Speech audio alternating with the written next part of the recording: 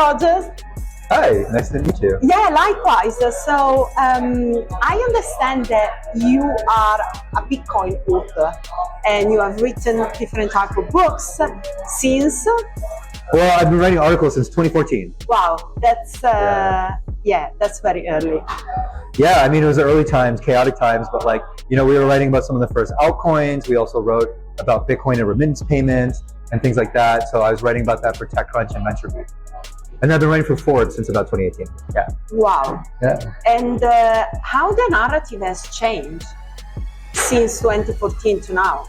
Yeah, I mean, there's a lot more resources, a lot more writers, right? A lot more people writing about Bitcoin these days, and obviously a lot more people know about it. But back in the day, I think there was a lot of struggle with understanding, like, who's going to use Bitcoin? What are the use cases? Remember that the Lightning Network only came about like later on, right? There had to be a lot of different changes in Bitcoin for it to happen. And so people were still using on-chain payments. And there weren't really like a lot of the innovations that we have today to use Bitcoin. So still very rough and not that many resources. I remember at the time, there wasn't as much like Bitcoin specific content.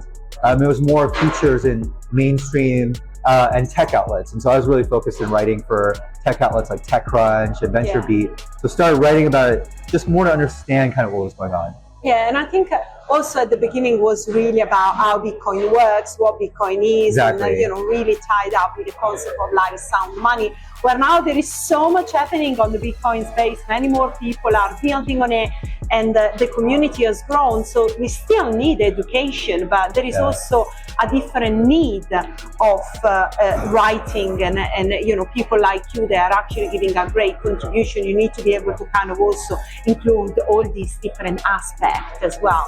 Yeah, I appreciate that, Steffi. Yeah, like I think it's important to have as many books as possible. Like I think there's some great ones now these days. I'm biased because I'm an author. I know a lot of the authors out there. So there's my book, Would Mao Hold Bitcoin, which is on Bitcoin in China. But there's Aaron's book, Aaron van Wernum, who writes about the history of Bitcoin, the Genesis book. And then there's books on Bitcoin mining.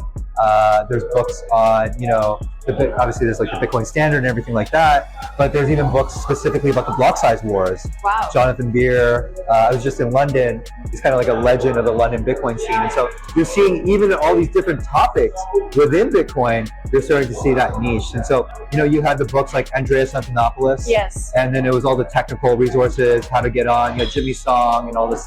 And now I think it's like Bitcoin plus topic, right? Or Bitcoin and the history of it. So you gotta have to specialize a little bit more to make a difference per se. But there are still a lot of people who write about the general gist of Bitcoin, right? Whether that's Seb Bunny or Jeff Booth, who's write about deflation. And we've got a lot of more advanced macroeconomic thinkers too, like Lynn Alden.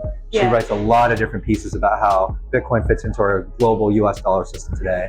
So tell me a little bit about your latest book that you mentioned about China, because China has always been involved in the Bitcoin space, and at some point got quite controversial when they start to ban Bitcoin, and since then they kind of been more leaning towards, let's say, CBDCs and that type of like ecosystem that maybe fit more with their culture. But at the same time, you see that Bitcoin is moving maybe more towards, people independence, freedom, and they kind of like two things crash. Yeah. So if you have to kind of like, in a few minutes, kind of like go through what's happened with China and how China was looking at Bitcoin and now is looking at Bitcoin right now. Yeah. The reason why I chose to write a book about the topic that's so fascinating is when you look at this conference that we're at and other conferences, you'll see so many Chinese people.